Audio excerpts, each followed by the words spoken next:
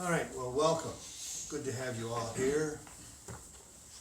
Nice, beautiful day compared with the earlier weather this week, the weather earlier this week. This is very beautiful, and so let's enjoy it. So, I want to talk today on gifts, the gifts that we have for this human life. Now, from the Buddhist perspective, life or human life is a gift. It is only through human life that we can reach enlightenment. We could be born in other life forms if you believe that. If you don't, fine too, but you could be.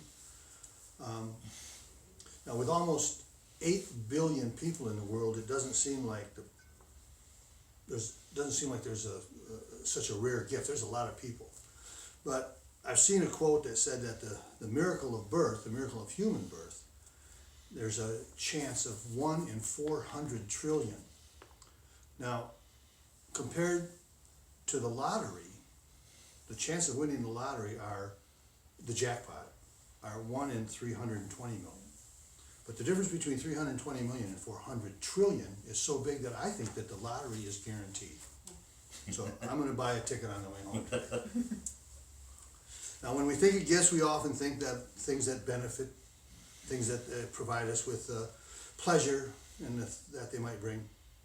Now, let's use the word gift from the perspective of something that is good, useful, and precious. Now, the genesis of this talk arose when I was watching the news, and I watched the coverage of Gaza and of Ukraine. Those aren't the only lousy places to live in the world, but they're certainly up there. They don't look good. Our lives are so different in the here and the now, where we are in this country, than the lives of those people who are in those war-torn regions. As I was watching the news, I thought about how fortunate I was and how fortunate my family is, the people I love, how fortunate. And I was taken back to some of the management classes I had in college, and they talked about Maslow's hierarchy of needs. If you had management classes, you certainly had that. And Maslow's hierarchy of needs starts off with the physiological needs, the need for air, water, food, shelter. And then you move up to safety needs. Once the physiological needs, you move up to the safety needs. And those are, personal security, employment, and health. And you move up a little bit further to love and belonging, which is friendship, family. And then the fourth part of it is esteem. You want to be esteemed. You want to esteem others. It's respect, it's recognition. And then the final one, the sixth at the top of the triangle, is self-actualization, which is being all that we can be. Well, the reason I wanted to bring that up is because those people who are in Gaza or in the Ukraine, they're not thinking about self-actualization. They're not even thinking about esteem. They're just thinking about food, water, hunger, how not to die. Those people they're not going to worry about self-actualization. We can, because we have so many gifts here in this country and in this part of the world we live in. Now, there may be some aspects of the hierarchy that are discussed and contested in academia, and it certainly has changed some since it was originally published in 1943. But it highlights the basic needs that we all share, and if it's not totally true, it's at least mostly true, in my opinion. It's kind of like Miracle Max in the Princess Bride. Anybody see the Princess Bride from long ago? I love that movie. I watched it with my kids. I mean, every day for a year almost. But Billy Crystal plays Miracle Max in the Princess Bride. And Wesley, or the dread pirate Roberts, is brought to him by Mandy Patinkin and the big guy, the wrestler. And Billy Crystal says something to the Wesley, and he doesn't answer. And Mandy Patinkin says, "How can he talk? He's dead." And Miracle Max says, "Oh, look who knows so much. It just so happens that your friend is only mostly dead." There's a big difference between mostly dead and all dead. Well, there's also a big difference between mostly alive and totally alive. And that's what we're talking about today. So I was thinking about the good fortune and started counting my gifts, the gifts that I had. And I was just sitting in the living room, and I just started jotting down some things. I had some paper there, and in about 5 minutes, I wrote down 21 things that are gifts. And I'm going to go over some of those. I'm not going to hit most of them. I'm going to hit, so be prepared. The first thing, the gift we have, of course, is this human life, this precious gift of human life. Now, we've addressed the rarity of the human life, and in relation to all life, it is very rare. The number of living beings in our world is immeasurable. We've been given the gift of this life, and we can take advantage of the opportunity to live it fully. Nothing is guaranteed, but opportunity exists. And it is only in the human life that enlightenment can come to us. So that's why it's so important. Nothing is guaranteed, but opportunity exists. As Buddhists, we're taught about karma, and we're told we don't have to believe in karma necessarily, although it is a key concept among other things like impermanence, emptiness, cause and results, and the dissatisfactory nature of existence. There are enormous advantages and freedoms that go with the human birth.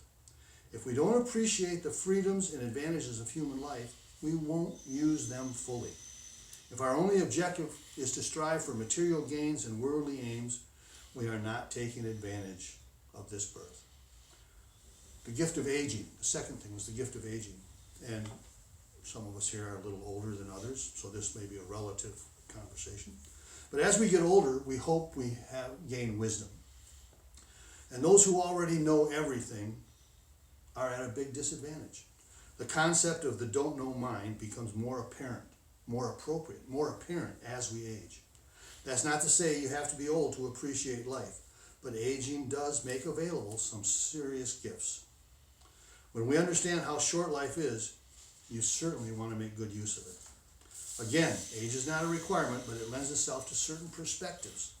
The gift of age can be wonderful because of the changes it brings.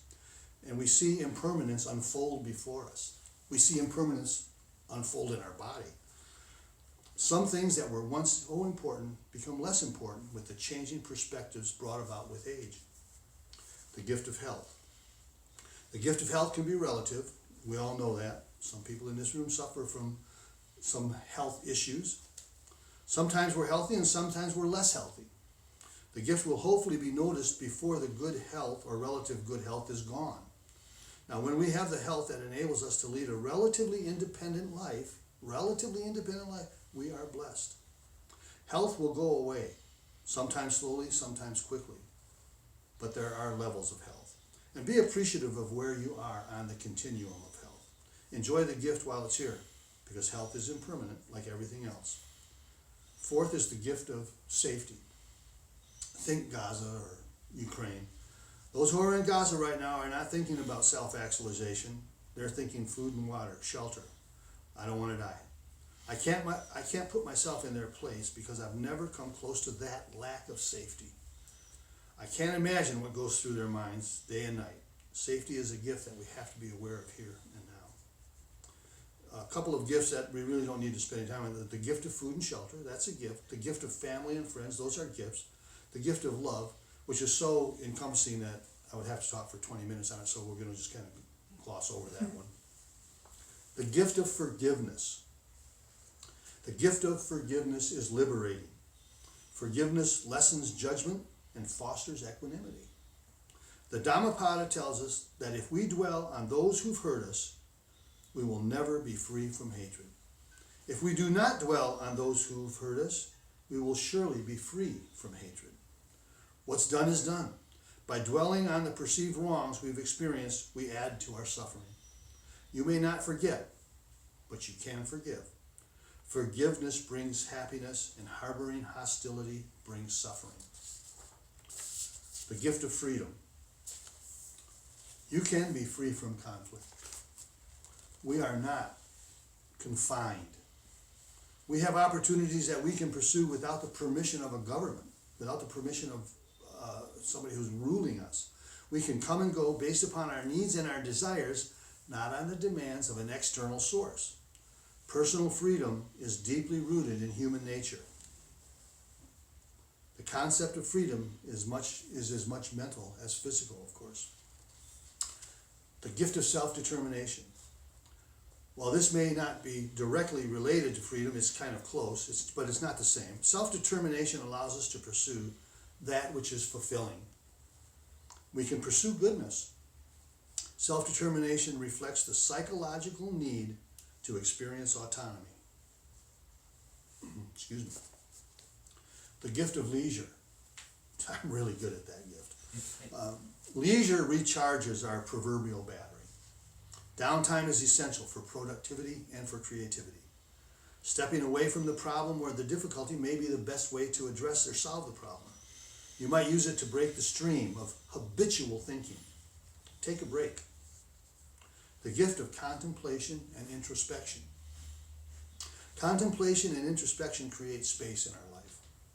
Space where we can be the observer, where we can be more objectively seeing ourselves. When we contemplate, we are not in it. We're not in that issue of that causes us concern. We're observing.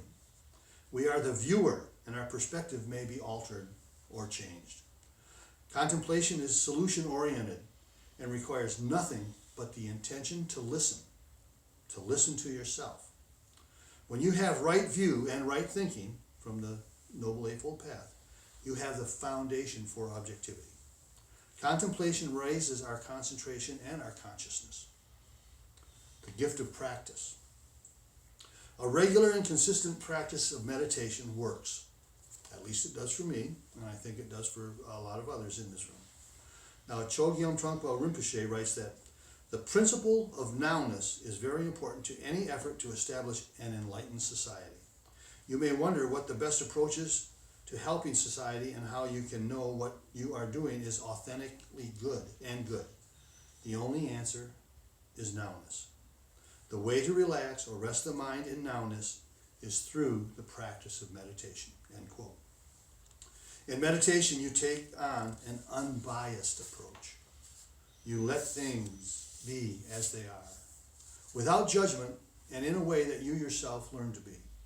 If you want to get to Carnegie Hall, you have to practice. The gift of the present moment. We talked about that earlier a little bit.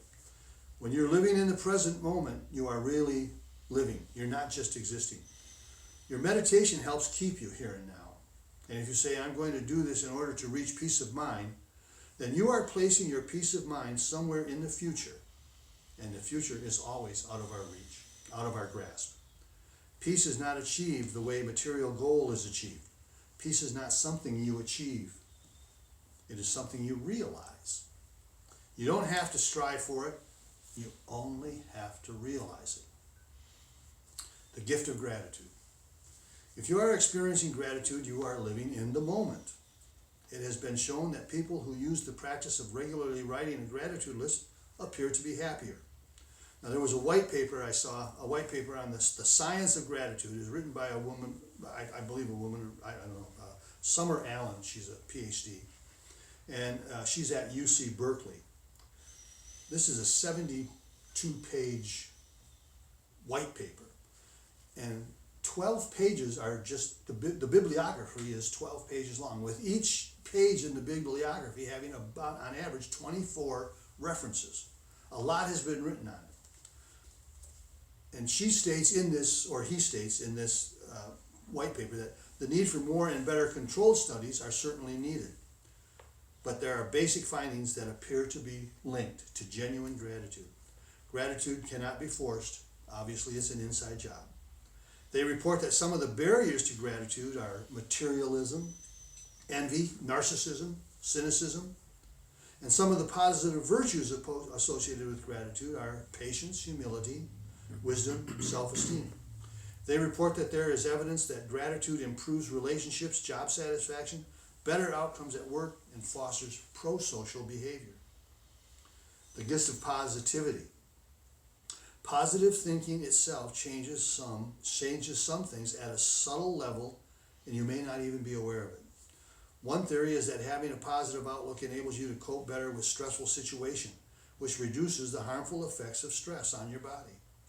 Your thoughts activate neurotransmitters, and these are chemicals that are responsible for most of our anatomical functions, from digestion to hormone regulation. Positive thoughts can inspire